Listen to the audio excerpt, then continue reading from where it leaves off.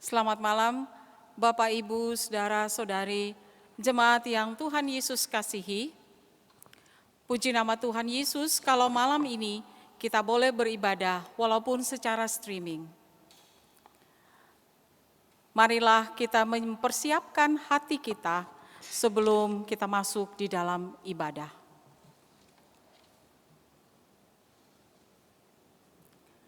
Pemberita firman pada malam hari ini adalah Pendeta Bendelina Matatula Leba, STH. Kami mengundang saudara-saudara, Bapak Ibu jemaat yang Tuhan Yesus kasihi untuk berdiri dan kita menyanyi dari Kidung Jemaat 25, bait 1 dan 4.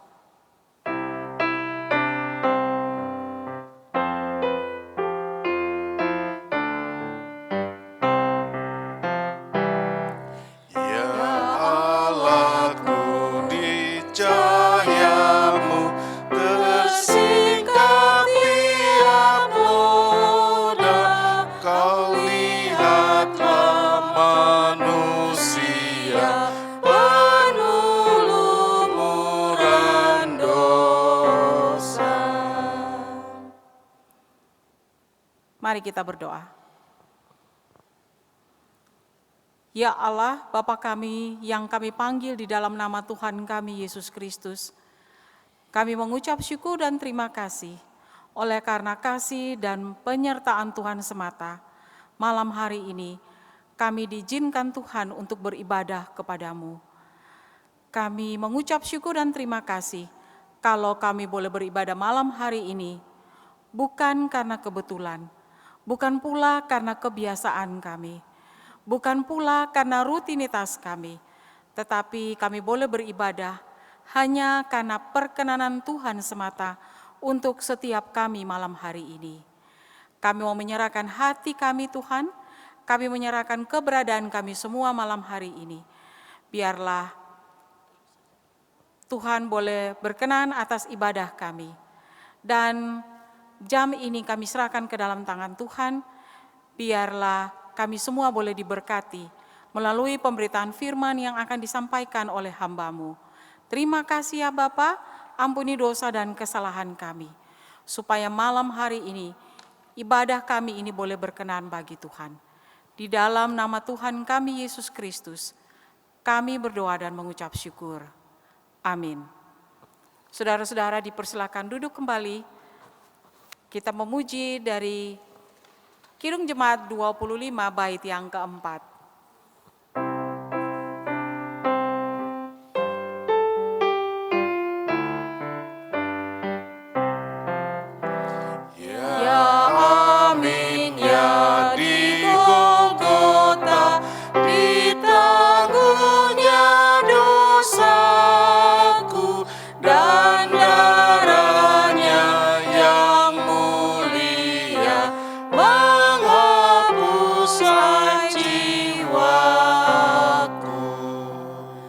Selanjutnya kita akan masuk dalam pemberitaan firman Tuhan.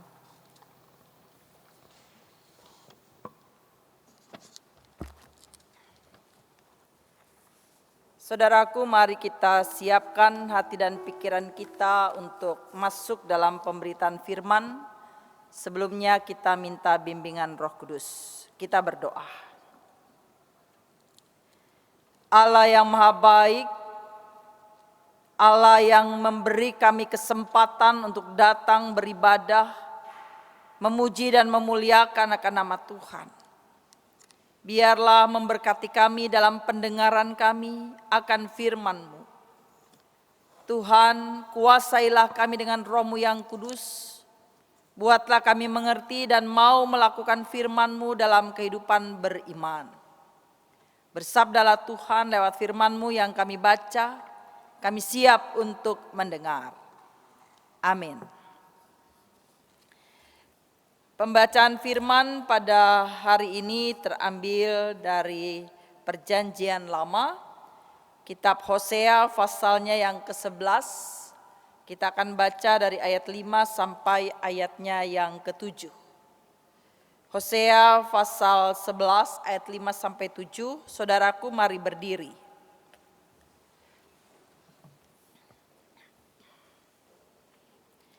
Mereka harus kembali ke tanah Mesir dan Asyur akan menjadi raja mereka. Sebab mereka menolak untuk bertobat. Pedang akan mengamuk di kota-kota mereka, akan memusnahkan palang-palang pintu mereka, dan akan memakan mereka di benteng-benteng mereka. Umatku betah dalam membelakangi aku. Mereka memanggil kepada Baal dan berhenti meninggikan namaku. Demikianlah firman Tuhan. Terpujilah Kristus. Haleluya. Haleluya. Haleluya. Haleluya.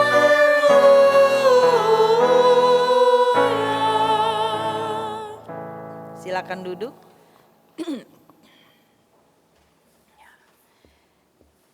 Bapak, Ibu, saudara-saudara, anak-anak dan pemuda yang Tuhan Yesus kasihi, kami yang berada di gereja tidak tahu siapa yang ikut beribadah di rumah. Tapi sangat berharap dalam ibadah keluarga selalu dihadiri oleh anak-anak, juga para pemuda selain papa mama dan opa oma pastinya. Saudara-saudaraku, bacaan kita masih terambil dari kitab Hosea. Dan hari ini dari pasal 11. Masih seperti hari Minggu, latar belakang dari kitab Hosea yang bisa dikatakan kitab yang unik. Hosea namanya berarti keselamatan. Diperkenalkan sebagai putra dari Beeri. Bapak Ibu Saudaraku, nama dalam Alkitab baik perjanjian lama maupun perjanjian baru memiliki arti khusus dan biasanya identik dengan si empunya nama. Artinya jalan kehidupan orang yang punya nama hampir sama dengan apa yang menjadi arti namanya. Demikian juga dengan nama Hosea. Keselamatan. Artinya nama ini membawa dia untuk menjadi orang yang akan memberitakan keselamatan bagi umatnya. Saudaraku yang Tuhan Yesus kasihi, Hosea adalah penduduk Israel, bukan Yehuda. Dan ia bernubuat kepada bangsanya sendiri. Hosea adalah salah satu nabi di abad ke-8 sebelum Masehi atau 800 tahun sebelum Yesus hadir. Dia menyampaikan nubuatannya di kerajaan Israel bagian utara. Nabi Hosea sejaman dengan Nabi Amos, Nabi Yesaya dan Nabi Mika. Dan nubuatan Nabi Hosea ditujukan kepada para raja, pemimpin agama, juga umat. Saudaraku, Nabi Hosea dipanggil oleh Allah untuk bernubuat kepada kerajaan Israel yang sedang terpuruk. Seperti yang dilakukan oleh Yeremia kepada Yehuda, dan ketika Hosea memulai pelayanannya pada masa akhir pemerintahan Raja Yerobeam II, Israel sedang mengalami kemakmuran secara ekonomi maupun secara politik. Negara dalam keadaan stabil yang menciptakan rasa aman. Akan tetapi setelah Raja Yerobeam II wafat atau meninggal di tahun 753 sebelum Masehi, keadaan bangsa itu mulai memburuk dan menuju pada kehancuran yang terjadi pada tahun 722 sebelum Masehi. Saudaraku, nubuatan Hosea yang tajam menyoroti penyembahan berhala yang berarti penolakan terhadap Allah, ini biasa disebut dengan selingkuh rohani. Kisah hidup Nabi Hosea itu memang sangat unik. Mungkin dialah satu-satunya nabi yang Allah perintahkan untuk mengawini seorang perempuan sundal. Bapak Ibu bisa baca dalam Hosea pasal 1 ayatnya yang kedua. Gambaran kehidupan rumah tangga Hosea itu juga untuk melukiskan ketidaksetiaan rohani Israel kepada Allah. Sekalipun ada yang menafsirkan perkawinan Hosea sebagai hiasan belaka. Saudara-saudaraku yang dikasihi Tuhan, tetapi kita membaca bagian firman Tuhan seperti itu. Ya. Unik karena pada zaman itu ya kita bisa bayangkan ketika Tuhan yang menyuruh nabi yang saleh bernama Hosea untuk menikahi perempuan sundal. Seringkali ini sulit masuk akal. Kok bisa ya? Karena pada waktu itu atau pada zaman itu menurut hukum Taurat, suami boleh menuntut istri yang berzinah untuk dirajam atau dihukum rajam bahkan sampai mati. Saudaraku, tapi kembali lagi kita diingatkan ada gambaran tersendiri tentang kitab ini. Saudaraku, tindakan Allah yang menyuruh Hosea untuk mengawini Gomer, yaitu perempuan sundal yang atau biasa dikenal dengan pelacur, mau menunjukkan sikap Allah terhadap Israel yang telah melacurkan diri kepada dewa Baal. Allah tetap ingin mengampuni tetapi terlebih dulu mengingatkan atau menghukum dosa-dosa mereka. Israel harus dihukum, itu nampak dari nama-nama anak Hosea. Ya, ada 3 anak Hosea yang dicatat di sini. Yang pertama Yesriel, yang artinya Israel akan kalah. Yang kedua Lorohama, artinya Allah tidak akan menyayangi Israel lagi. Tetapi tetap berbelas kasihan pada Yehuda yang setia. Dan yang ketiga atau anak yang ketiga namanya Lo-Ami. Inilah diartikan sebagai puncak kemarahan Allah pada Israel yang selingkuh dengan ilah lain. Ibu bapak saudara, itu nampak dalam bacaan kita Hosea 11 ayat 5-7 yang merupakan sikap dan tindakan Tuhan terhadap pembangkangan Israel. Dari ayat bacaan kita tadi ayat 5, itu merupakan keputusan Tuhan untuk menghukum Israel karena membelakangi Tuhan dan tidak mau bertobat. Dan bentuk hukuman Tuhan adalah membiarkan mereka kembali ke zaman pembuangan seperti masa lalu mereka, yaitu perbudakan di Mesir. Dan sekarang mereka akan ditindas oleh Asyur. Juga peperangan dahsyat akan mereka alami atau dialami oleh Israel, dan semua akan dihancurkan dan dimusnahkan. Ibu bapak saudara yang Tuhan Yesus kasihi, Allah menghukum Israel agar Israel menyadari dosanya dan bertobat. Ibu bapak saudara yang Tuhan Yesus kasihi, orang tua yang baik akan menegur juga menghukum anaknya jika melakukan kesalahan. Karena orang tua ingin anaknya hidup benar. Orang tua pasti ingin anaknya tidak mengulangi kesalahan. Karena itu ada hukuman. Saudara-saudaraku yang Tuhan Yesus kasihi, Bapak Ibu mungkin pernah mendengar satu ilustrasi di mana ada seorang penjahat terkenal yang akan dihukum mati. Ya, karena dia seorang perampok yang sadis. Dia selalu merampok sekaligus membunuh korban-korbannya. Akhirnya dia dijatuhi hukuman mati. Namun sebelum dia dieksekusi, diberikan satu kesempatan, apa yang ingin kamu minta di saat-saat terakhir.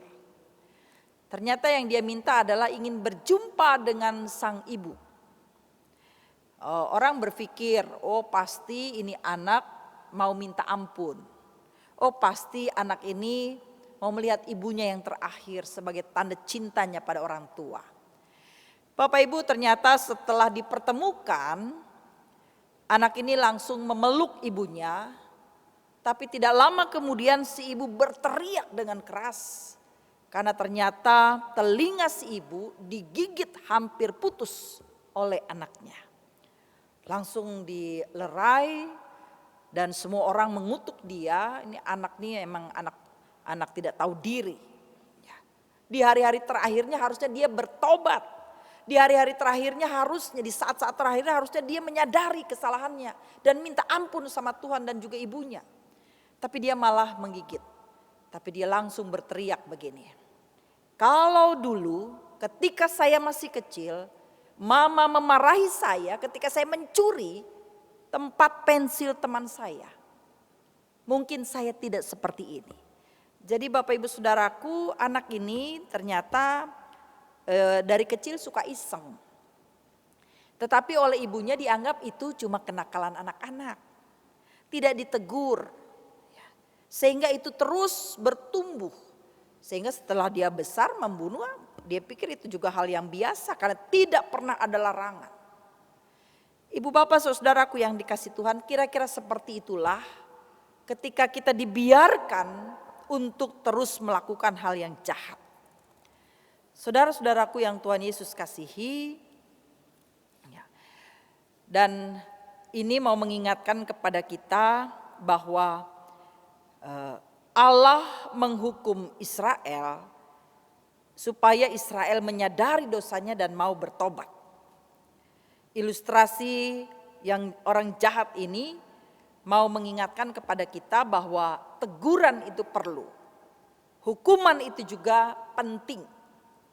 Karena itu adalah bentuk keadilan dan kasih sayang Allah kepada umatnya. Bisa dibayangkan kalau seorang penjahat tidak dapat hukuman, lebih baik jadi penjahat saja. Jadi hukuman ini juga adalah bentuk kasih sayang sekaligus bentuk keadilan dari Allah. Saudara-saudaraku, renungan hari ini memberikan pelajaran bagi kita. Yang pertama, betapa Allah tetap setia di tengah-tengah ketidaksetiaan umatnya. Karena Allah masih tetap menunggu kita untuk bertobat. Yang kedua yang bisa kita renungkan dari bacaan ini adalah bahwa kasih Allah melebihi dosa-dosa yang paling berat sekalipun. Bapak Ibu Saudaraku yang dikasih Tuhan, tapi anehnya kita manusia yang berdosa seringkali tidak bisa mengampuni kesalahan orang. Kita kayaknya ingin selalu menjatuhkan orang itu. Kita selalu ingin supaya orang itu begini Bapak Ibu Saudaraku, sulit sekali kayaknya untuk mengampuni orang.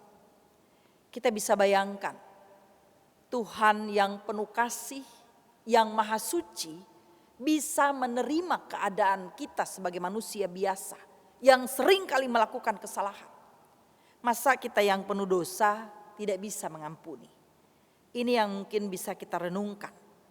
Yang berikut lagi Bapak Ibu Saudaraku, bahwa lewat bacaan ini yang bisa kita renungkan adalah bahwa kita ini sudah ditebus, dibenarkan.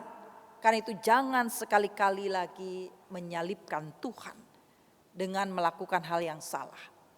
Bapak Ibu Saudaraku, dalam bacaan firman Tuhan hari Minggu kemarin bahwa diberi judul pertobatan yang pura-pura. Saudaraku yang dikasih Tuhan, luar biasa. Kalau sesama kita saling membohongi itu udah biasa. Walaupun itu sebetulnya dosa. Tapi jangan pernah membohongi Tuhan. Ini yang harus kita ingat. Kita sudah ditebus. Jangan lagi menyalibkan Yesus untuk yang kedua kali. Yang berikutnya Bapak Ibu Saudaraku, kita juga diingatkan oleh firman Tuhan ini, jangan takut melakukan perintah Tuhan karena Tuhan akan menjadi pembela bagi kita. Saudara-saudaraku, walaupun ada ancaman bahwa akan dimusnahkan, akan dihancurkan, tapi kita percaya kasih Allah jauh lebih besar dari dosa-dosa kita. Jauh lebih besar dari hukuman yang akan ditimpakan kepada kita. Karena itu kembali melakukan perintah Allah, Dia akan menjadi pembela bagi kita. Yang terakhir Bapak Ibu Saudaraku, bersyukurlah karena Allah telah mengampuni kita melalui Yesus Kristus.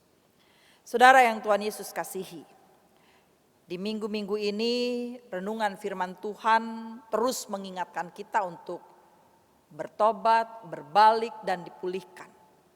Saudaraku yang dikasih Tuhan, ini memang mau mengingatkan kita bersama, kalaupun kita bersalah, haruslah dihukum atau dihukum karena dosa. Saudaraku yang dikasih Tuhan, sayangnya seringkali kita menganggap kalau ada orang mengalami sakit, ada orang mengalami musibah, ada orang mengalami masalah, langsung orang kaitkan itu dia berdosa. Dengan mudah kita menghakimi orang. Memang Bapak Ibu, kemungkinan ada hukuman karena dosa. Tapi ada juga kemalangan dan penderitaan bukan karena dosa. Kita bisa belajar dari Ayub. Ayub, Tuhan katakan orang saleh. Yang bilang Ayub saleh itu Allah, bukan manusia. Tapi dia mengalami penderitaan yang luar biasa. Karena itu jangan cepat-cepat menghakimi orang ketika orang mengalami kemalangan. Ketika orang mengalami penderitaan. Yang dia butuhkan bukan hujatan. Yang dia butuhkan bukan penghakiman, tetapi dukungan, doa dari kita. Ibu bapak saudaraku yang dikasih Tuhan, jangan jadi hakim untuk orang dan jangan mengambil hak Tuhan ya, dalam penghakiman. Amin.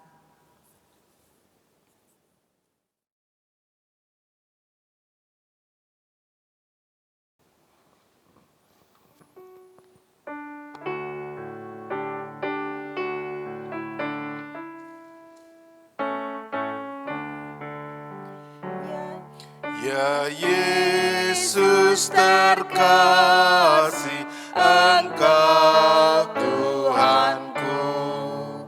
Ku buang dosaku demi nama-Mu. Kau juru selamatku, pengasih benar. Kasihku padamu semakin besar.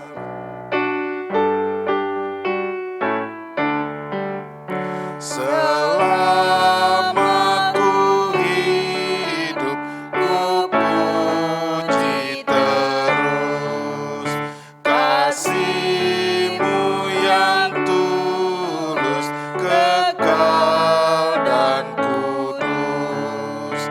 Dan bila ku mati, ku yakin benar kasihku padamu semakin besar. Saudaraku, mari kita bersatu hati di dalam doa, kita bergumul bersama dalam banyak hal. Kita berdoa. Bapa Sorgawi, Bapa yang maha baik, Bapa yang menyayangi kami anak-anaknya, kami bersyukur Tuhan lewat bacaan firman Tuhan pada hari ini. Engkau sungguh Bapa yang penuh kasih. Terima kasih Tuhan, kami bersyukur menjadi anak-anak-Mu. Kami bersyukur menjadi orang-orang pilihan-Mu. Kami percaya Tuhan, hidup kami diberkati. Allah Bapa di sorga, kami bersyukur untuk firman-Mu yang mengingatkan kami pada hari ini. Untuk tidak lagi melakukan yang salah, karena dosa adalah maut. Karena itu ya Allah Bapa di sorga, kami mohon kepadamu, kiranya kuasa Roh Kudus-Mu selalu menyertai kami, membimbing pikiran kami, membimbing mulut dan ucapan kami, membimbing langkah kami, sikap kami, perbuatan kami, juga hati kami Tuhan. Ya Allah, kami bersyukur kepadamu. Biarlah kuasa Roh Kudus berkarya sehingga firman-Mu menjadi pelita bagi kami. Dan kami tidak sekedar hanya cakap untuk mendengar, tapi izinkan kami juga bisa melakukannya dalam kehidupan beriman. Kami bersyukur untuk kesekian kalinya kami terus masih beribadah rumah tangga, ibadah keluarga di rumah kami masing-masing. Tapi kami bersyukur juga Tuhan, ini menjadi kesempatan bagi kami untuk berkumpul bersama dengan keluarga, anak cucu kami, untuk kami tunduk di hadapan Tuhan. Biarlah ini juga menjadi satu kesaksian bagi orang lain di tengah-tengah lingkungan kami, bahwa pandemi COVID-19 tidak mampu memutuskan cinta kasih kami kepada Tuhan. Kami bisa dan terus akan selalu beribadah dimanapun kami ada, juga di rumah-rumah tangga kami. Terima kasih Tuhan Yesus, berkati kami yang mengambil bagian dalam ibadah kami malam ini. Tuhan lihat mereka, Tuhan lihat kami yang saat ini sedang bergumul. Apapun bentuk pergumulan kami Tuhan, mari tolong dan bantulah kami supaya kami keluar dari masalah yang kami hadapi. Dan jika Tuhan berkenan, tampilkan kami sebagai pemenang dalam setiap persoalan kami. Mari Tuhan lihat kami, jemaat-Mu yang saat ini dalam pergumulan penyakit, yang mereka gumuli, baik yang baru terlebih mereka yang sudah lama menderita karena sakit. Tuhan, kami mohon kepadamu dengan cara-Mu yang ajaib, tolong dan bantulah mereka, berkati setiap obat, makanan, perawatan yang sudah diberikan. Biarlah mereka boleh memperoleh kesembuhan yang daripadamu Tuhan. Kami juga berdoa ya Tuhan, bagi jemaat-Mu yang mengalami duka cita, Tuhan kuatkan dan hiburkanlah mereka. Allah Bapa di sorga, kami mau berdoa kepadamu untuk jemaat-Mu yang mengalami sukacita karena ketambahan usia, baik usia kelahiran maupun usia perkawinan. Biarlah ketambahan usia membuat kami semakin hidup dekat dengan Tuhan. Karena ketambahan usia mengingatkan kami betapa Tuhan masih menjaga dan memelihara dan memberikan kami kesempatan untuk hidup. Ya Allah, sempurnakanlah syukur dan sukacita mereka. Kami juga berdoa kepadamu ya Allah Bapa di sorga, bagi jemaat-Mu yang saat ini Tuhan sedang mengalami masalah yang tak terungkapkan. Engkau lebih mengerti dan mengetahui apa yang mereka hadapi. Mari Tuhan dampingilah mereka. Ketika mereka lemah, Engkau tidak saja akan memegangnya, tapi Engkau akan memeluk dan menggendongnya. Kami percaya Tuhan hanya padamu-lah ada ketenangan. Allah Bapa di sorga, kami menyerahkan anak cucu kami dalam tangan-Mu. Berkati mereka dalam pertumbuhan badan, iman dan mental. Terlebih ya Tuhan di masa pandemi ini, ketika mereka harus belajar di rumah, ketika mereka juga hanya selalu harus ada di rumah, biarlah anak-anak kami tetap menjadi anak-anak yang setia dan taat. Tetap menjadi anak yang dengar-dengaran kepada orang tua. Dan menjadi anak yang mandiri, khususnya dalam belajar dan meraih cita-cita. Kami rindu Tuhan berkati mereka. Kami juga berdoa bagi anak-anak muda kami yang bergumul mencari kerja, bergumul mencari teman hidup. Tuhan, Engkau akan mempertemukan mereka, memberkati mereka dalam segala keadaan. Allah Bapa di sorga, kami juga mau berdoa kepadamu Tuhan, khususnya bagi para lansia. Berkati mereka di usia tua, sukacita menyertai. Allah, kami bersyukur untuk kehidupan kami berbangsa. Di tengah-tengah pandemi COVID-19, bukan hanya negeri kami yang terpuruk karena corona, tapi kami tetap bersyukur karena pemimpin-pemimpin kami senantiasa memberikan jalan yang terbaik, memikirkan yang terbaik di dalam menyelesaikan pandemi COVID-19 ini. Ya Tuhan, kami mohon berkati keluarga-keluarga yang berduka cita karena menjadi korban dari pandemi ini. Kami juga berdoa untuk tim tenaga medis. Tuhan berkati mereka dengan hikmat-Mu, beri kesehatan, kekuatan, kesabaran, dan ketabahan. Sehingga mereka terus bisa menjadi berkat, melayani begitu banyak orang. Akhirnya Tuhan, kami mohon kepadamu, jika Engkau berkenan tidak ada yang mustahil. Mari Tuhan ikut campur tangan. Biarlah mata rantai pandemi COVID-19 boleh diselesaikan karena Tuhan. Tidak ada yang mustahil bagimu Bapa. Tuhan, jika kami masih harus melewatinya, buatlah kami sabar. Buatlah kami menyadari untuk tetap hidup bersih, hidup taat, menjaga kesehatan, dan terus menghormati Tuhan. Terima kasih Allah Bapa di sorga. Berkati jemaat-Mu GPIB Genta Kasih dalam seluruh gerak pelayanannya, persekutuan dan kesaksiannya. Pakai anak-anak-Mu Tuhan. Baik para penatua diaken bersama keluarga, para pendeta yang melayani Tuhan di jemaat ini. Juga Tuhan berkati akan pengurus kenampelkat, komisi-komisi BPPJ, bahkan ya Tuhan semua talenta yang ada di jemaat-Mu. Organis, prokantor, pegawai gereja, dan koster. Dan kami bersyukur saat ini Tuhan, tim multimedia menjadi garda terdepan dalam pelayanan. Tuhan berkati mereka, begitu juga teman-teman Satgas COVID-19 Jemaat Genta Kasih. Terima kasih Tuhan Yesus, ikat kami semua dalam rangkaian pelayanan yang saling menopang.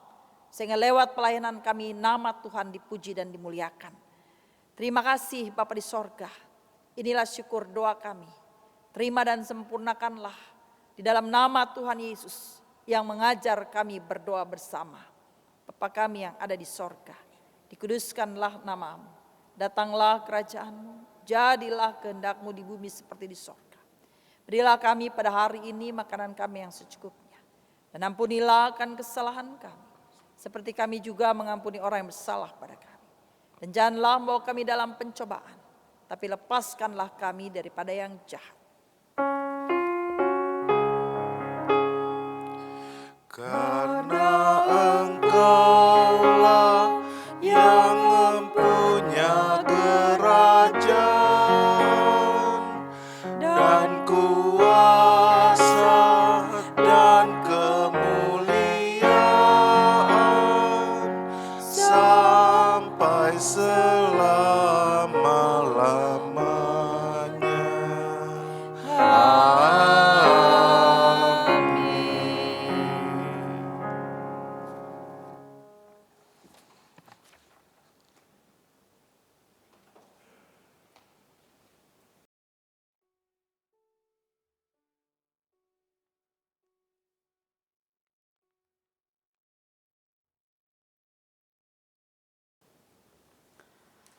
Jemaat, marilah mengucap syukur kepada Tuhan dengan memberi persembahan kepadanya. Dengarlah nats Alkitab dari 2 Korintus 8 ayat 12 yang menyatakan, sebab jika kamu rela untuk memberi, maka pemberianmu akan diterima. Kalau pemberianmu itu berdasarkan apa yang ada padamu, bukan berdasarkan apa yang tidak ada padamu. Tuhan memberkati persembahan saudara. Persembahan dapat ditransfer melalui rekening yang sudah tertera di warta jemaat, atau dapat dimasukkan di kotak yang sudah disediakan oleh gereja, atau dapat disetorkan ke majelis sektor masing-masing. Kita memberikan persembahan dengan menyanyikan pujian dari Kidung Jemaat nomor 293 bait 1 dan 2.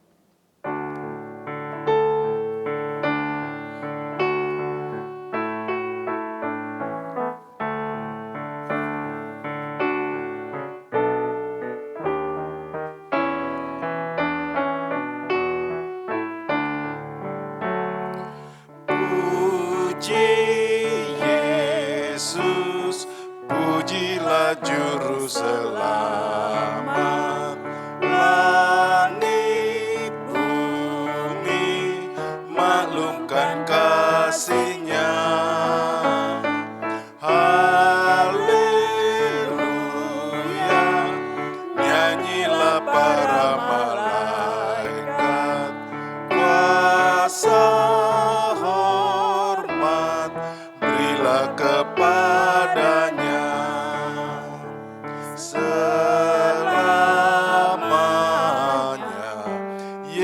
Yesus gembala kita, siang malam kita didukungnya.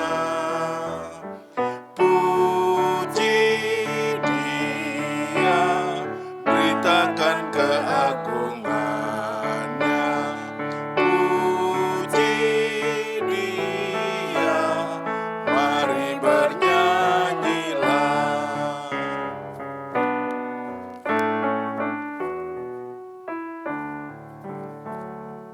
Puji Yesus, pujilah Juru Selamat. Pada salib dosa dihapusnya.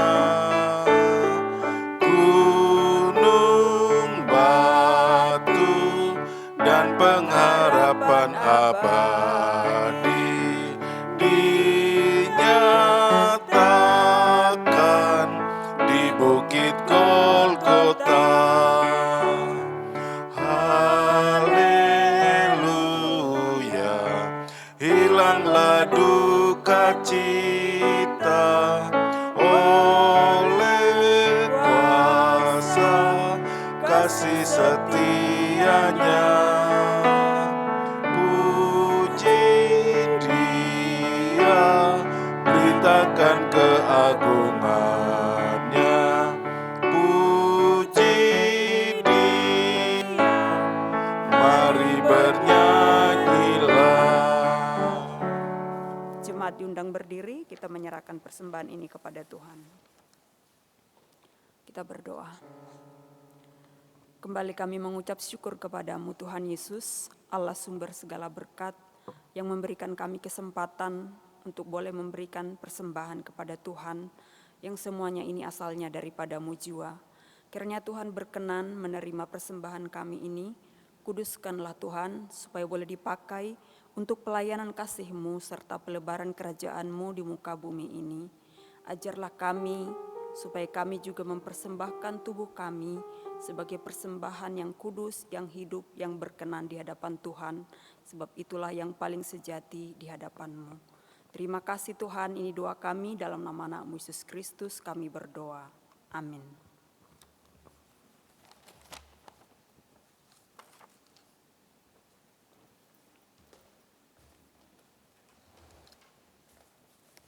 Jemaat Tuhan, kita akan mengakhiri ibadah kita pada malam hari ini. Kita memuji Tuhan sekali lagi dari Kidung Jemaat 395, bait pertama dan kelima.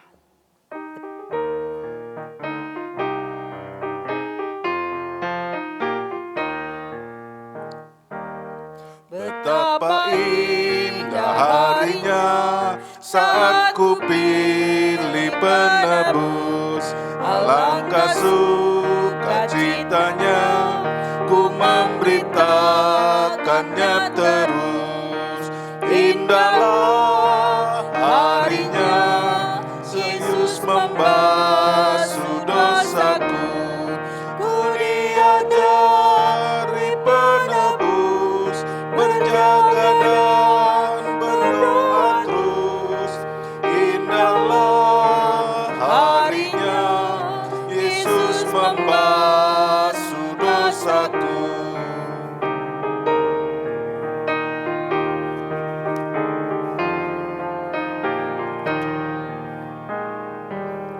Setiap janji hatiku kembali ku baruilah, sampai kepada ajalku ku puji pengasihannya. Indahlah harinya Yesus membasuh dosaku, ku diajari penebus berjaga dan berdoa terus. Indahlah harinya Yesus membasuh dosaku. Saudara, angkatlah hati dan arahkanlah pikiranmu kepada Tuhan serta terimalah berkat-Nya.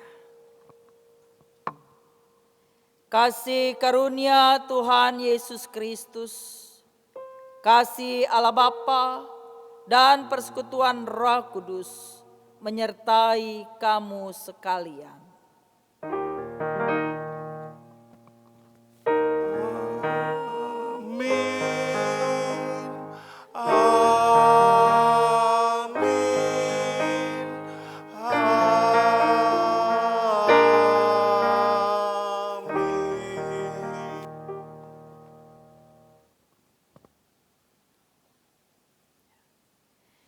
Ibadah selesai. Terima kasih untuk yang mengambil bagian dalam ibadah ini dan sampai bertemu dalam ibadah-ibadah yang lain. Tuhan memberkati.